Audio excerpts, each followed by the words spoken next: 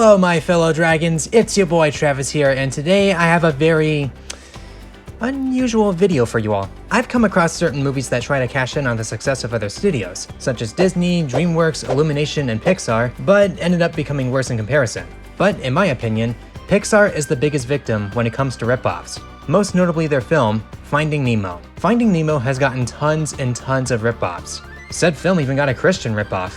A very racist Christian ripoff, no less. Really? But that's the big thing about it. More often than not, there have been certain films that shamelessly try to rip off other movies. But have you ever heard of movies that try to rip off video games? Well, much to my surprise, I managed to find one. Ladies, gentlemen, and non-binary folks, allow me to introduce Dragones Destino de Fuego, also known as Dragons Destiny of Fire. What really caught me off guard when I discovered this movie though, is that this is actually a ripoff of what I consider my all-time favorite video game franchise, Spyro the Dragon. Okay, so truth be told, I first discovered this movie years ago when I looked up Spyro movie on Google Images. Don't ask me why. And when I came across this poster, I thought it was a poorly done fan-made movie poster with CGI dragons pasted on a background image in Photoshop. But recently, I curiously looked into it and discovered that it was real, and that it was an actual Spyro ripoff. I honestly never thought I would find anything like this that would rip off Spyro, but somehow I did. And as a Spyro fan, I'm genuinely shocked. And I'm even more shocked that I didn't even realize that a long time ago. So what makes me think this movie's ripping off Spyro? Well, I can tell ya. It's not just the cover or the character designs or anything. It's the fact that it has a similar plot to The Legend of Spyro: A New Beginning. So what we're looking at here is a Legend of Spyro ripoff. Okay, so for those of you who don't know, The Legend of Spyro is a reboot of the Spyro the Dragon franchise. It had a trilogy of games, and it lasted from 2006 to 2008. It had a darker story where Spyro was the chosen one and can wield more than one element because, well, he's a purple dragon. Oh, and by the way, there was going to be an official Spyro movie based on said reboot trilogy in 2010, but it ended up being cancelled because Skylanders was already on the horizon. And oh boy, times were very interesting for us Spyro fans. Relax, Eruptor. Just giving these cadets a little memento. So, who made this movie? Where did it come from? Well, I tried doing some research on this film, and unfortunately, I wasn't able to find much info. Though I did find that this movie was originally made in Peru in 2006, and it wouldn't get an English dub until less than 2 years later. The company that made this movie was Alpamayo Entertainment, and according to the IMDb page, they only made 3 movies thus far. Gee, I wonder why. There is something interesting I happened to notice about this movie though. The initial release date for this movie was July 2006, whereas Spyro: A New Beginning was released in October of the same year. So was Spyro ripping off Destiny of Fire with A New Beginning? Or was Destiny of Fire ripping off Spyro while A New Beginning was in development? Or could this perhaps be a coincidence? Well, whatever the case, I'm officially pulling a Saber Spark on this one, so we're gonna dive right into this movie together. Yeah, that's right, you. The person watching this right now, you're the one who decided to click on this video, so you're going to suffer with me. No! No! Strap in, folks, because we're gonna find out what the hell is Dragons Destiny of Fire. I always wanted to say that. Let's get started. By the way, before I begin, I think it's important to mention that this movie is extremely rare, meaning that it's impossible to find a DVD copy anywhere. So good luck going on Amazon to find this movie. However, you can find this movie on YouTube. There's a playlist that contains separate parts of this film, which counts as a full movie in my opinion. Sadly, it's not an English dub, but it has English subtitles, so I can work with this. Also, pardon me if any footage you see doesn't have the highest quality. This is the best footage I could work with, so just bear with me. The film starts off the same way A New Beginning does, with the dragons being at war and their home being overrun by the army of the evil dragon, Vedrak. Vedrak, is that his name? Who I'm assuming is Malefor in this movie. Wait. This film was released 2 years before Dawn of the Dragon. So does this mean this movie predicted the game? Oh my god, this movie can tell the future! So according to some of the dialogue you can hear in the background while the bad guys are trying to break the door down, I guess some dragon parents are trying to send away their son in order to protect him. I'm not even 5 minutes in, and this movie is already showing some similarities to A New Beginning.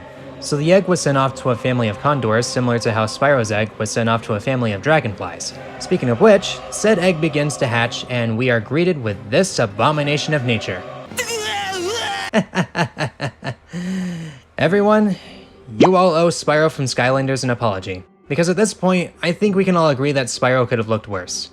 much, much, much worse. Just look at this hideous abomination. Look at it! Look at it! Look at it! Look at it! Look at it! This is the problem I have with this movie, and we're only at the very beginning. The character designs have Uncanny Valley written all over them, and I hate it. Dawn of the Dragon, I never thought I'd say this, but I am so sorry I was harsh on you. I still stand by my opinion that the character models in that game are still uncanny, but at least the designs themselves don't make me want to gouge my own eyes out. So the baby dragon's name is Senshi, and according to the movie, he's a vegetarian. Which, by the way, is never mentioned again.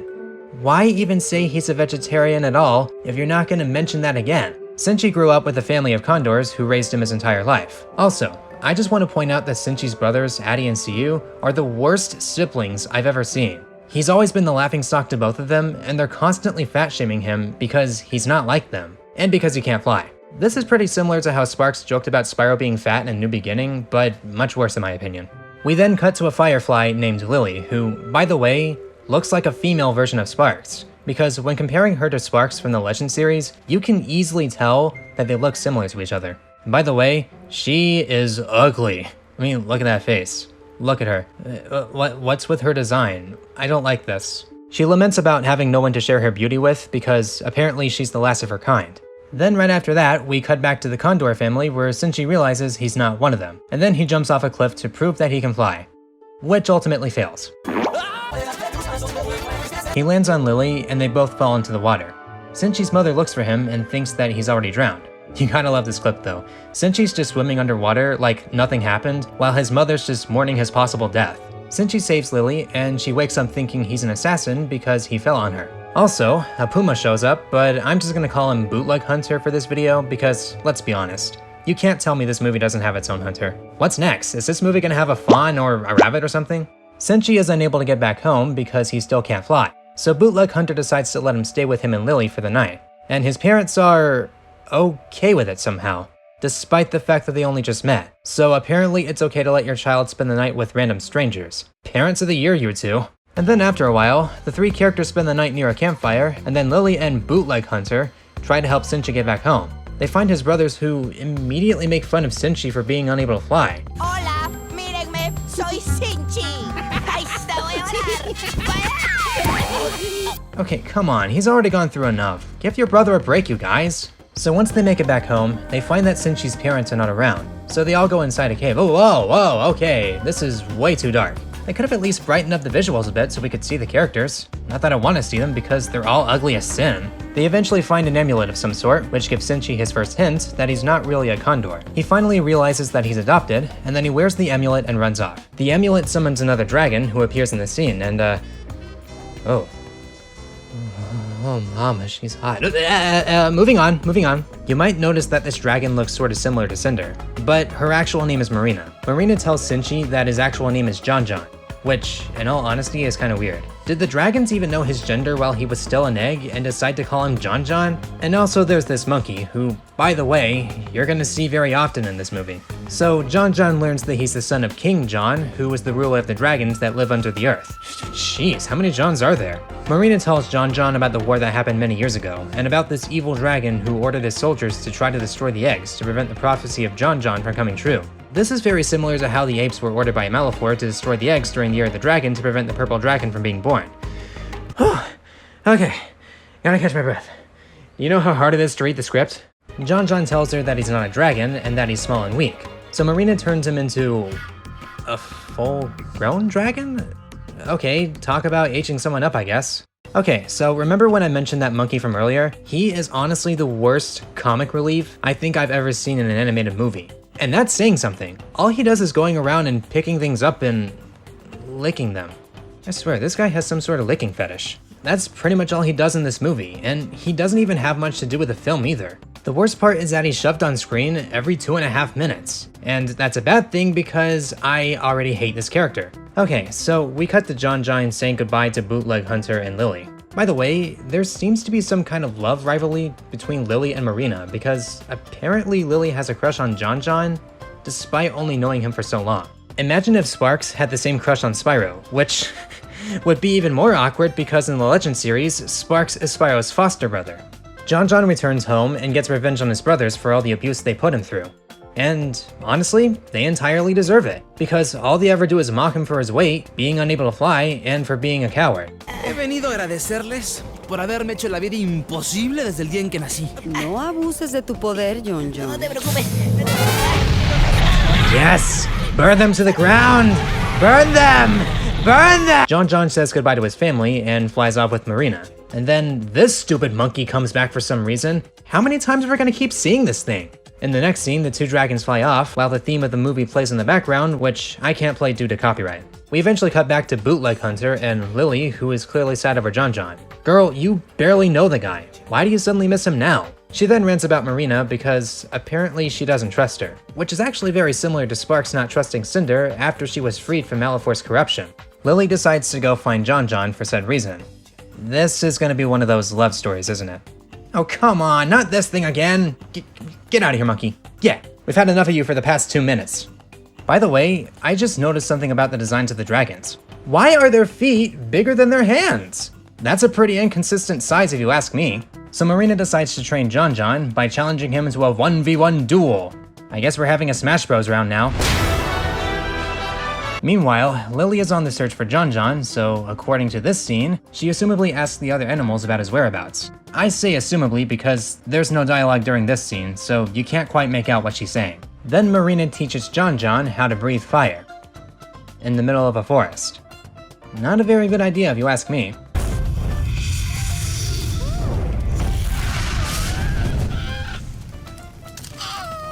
Well, at least the monkey got torched. That's the best thing I've seen all day. John tries to breathe fire himself, but instead he lets out a bunch of burps. ¿Quieres intentarlo? That is super gross, man. The other animals eventually discover that the forest is on fire. Yeah, great idea practicing your fire breath in the middle of a forest instead of doing it in a place that's not full of trees, Marina. You goofed up. So after John and Marina go swimming, for some reason, they both continue their training as the Eye of the Tiger plays in the background. Sure, add in a copyrighted song, why don't ya? Because apparently every family movie needs that. After that little montage, John finally learns to breathe fire. But then both dragons are confronted by the other animals for destroying the forest. Yeah, whose brilliant idea was it to train out here? Marina.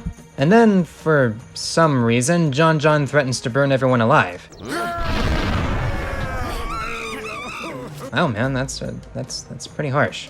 So the animals talk to their so-called sacred guardian, who was actually another monkey. Wait, so if this guy is a monkey, then what the hell is that thing? Why does it even exist? Please tell us, movie. I have so many questions. So John and Marina eventually find a place to spend the night. And then Lily shows up out of nowhere and she's like, hey, you guys are destroying the forest, and you're hanging out with this girl when you're supposed to be with me, even though I barely know you. That is so uncalled for, dude. Eventually, the sacred guardian shows up with the other animals to confront the dragons. And apparently his name is Chulachaki, and according to Lily, he has the power to transform into many things. In that case, I hope it can transform into a better movie, because so far I am not enjoying this. Chulachaki casts a spell on them and shrinks them down to size, which then leads to probably the worst chase scene ever created. Look at how the characters move. The jaguar's paws don't even stick to the ground while it's running, and he's drifting to the side. Is the animation even finished? Cause it certainly doesn't look like it. Also, we got this stupid monkey again. Why do we keep seeing this guy? Remember how I mentioned that he has an obsession with licking literally everything he finds? This is what I'm talking about. Buddy, you need help. Bad touch, stranger danger. The two dragons are eventually cornered at a cliff, and they both jump off to escape the other animals. Unfortunately for them, they both get surrounded by snakes, and then another chase scene happens. And just when they think they lost the snakes, surprise, surprise, another chase scene happens. How many chase scenes are we gonna keep getting? They both eventually find a place to rest, and then the next morning, Lily comes back. Oh hey Lily, haven't seen you in a while. Lily tells them that the only way to get them back to normal size is by finding an antidote for the spell, but it's in a very dangerous place. Lily says she'll take them to find the antidote only if they bring her with them to John's original home, which eventually leads to the part where the writing takes a huge nosedive. Just watch.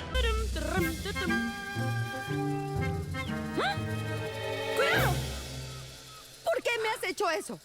Se supone que nos vas a ayudar, y en lugar de eso te dedicas a molestarla. ¿Ven? Seguimos. Oh boy. If this movie wasn't already a mess before, it certainly is now. So Lily leads them to the antidote, which turns out to be a piece of fruit. The catch though is that it's a very dangerous place that's full of piranhas and electric eels. So for some reason, John decides to pick one up.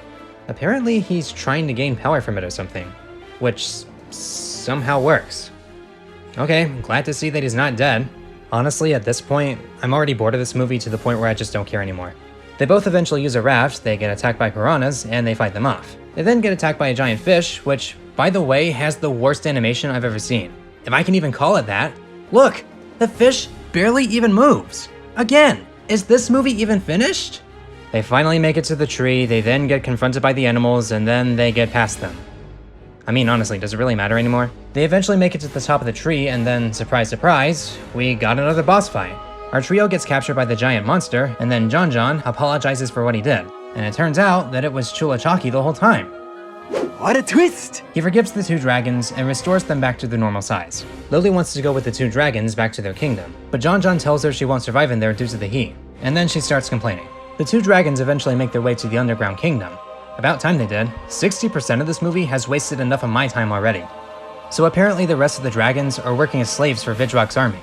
Still can't pronounce his name. And then they find out that John's father, King John, is one of the slaves too. Okay, seriously, why are there so many Johns in this movie? So then another fight scene happens, which is poorly executed by the way, and then the dragons get captured. By the way, sorry if I sound bored. This is how little I care about the movie. So John finally meets King John, and then he meets Bootleg Malefor. John challenges him to a battle where we reach the ultimate climax. Bootleg Malefor harnesses the power of the Eternal Fire, I think that's what it's called, and knocks out John. He's about to finish him off, but then Lily shows up because the plot demands it, I guess, and apparently she's become larger now. I guess Chulachaki had something to do with it. I don't know, let's just get to the end already because I really want to get this movie over with. John finishes off Bootleg Malefor, he randomly combusts, the dragons reign victorious, that stupid monkey comes back and I already want to stomp on that thing! Come here, you stupid little— John is offered to be the king, he and Lily part ways, John misses the surface world, John and Lily fall in love because apparently the movie demands a love story, they then visit his Condor family, and then they both fly towards the screen and the movie ends. That was torture! I think I understand why the DVD is impossible to find nowadays, let alone the English dub. Regardless of whether or not this movie was ripping off Spyro, I think I can easily say that this was one of the worst movies I think I've ever seen in my life. And trust me, I've seen some bad films, and that's saying something. The story is a mess, the writing is a joke, the animation is abysmal, the character designs are uglier than sin, and everything about this movie is nothing but a complete waste of my time. I hated every second of this film. And the more I watched it, the more I kept feeling dead inside. That's how bad this movie is. So, in conclusion, this movie is the worst! I'm sorry, I had to do that. I think it goes without saying that no matter how curious you are, I don't recommend watching this movie. Instead, I recommend playing Spyro A New Beginning. Regardless of what you may think about the Legend of Spyro reboot series, there's no denying that it will always be far better than this train wreck of a film. In fact, I'd also recommend watching Skylanders Academy. Whether you love Skylanders or hate it, I think it's a pretty solid series. And let's be honest, right now, this is the closest we have to Spyro being in entertainment media. Same goes for Crash Bandicoot since he's also in the show. As for this movie though, no, don't watch it. Stay as far away from this movie as possible. As for me, I'm gonna go back to doing what I do best, playing Spyro Reignited and endlessly rambling about Spyro 4. Now, before I go, I want to give a shout out to all my supporters from Patreon. Jeff Dragon, Spyver, Okasaria, Bree, Jimmy Kato, EonTheLylf, sorry if I butchered your name, and Jkop. Thank you all so much for your support. If you want to check out my early access work in progress content, please go and support my Patreon. If you want to stay up to date on what I'm doing, or if you want to see more content from me, be sure to follow me on social media. And finally, if you want to hang out and say hi, I have a public Discord server you can also join. All links will be in the description. Thanks again for watching, and as always, take care and stay safe.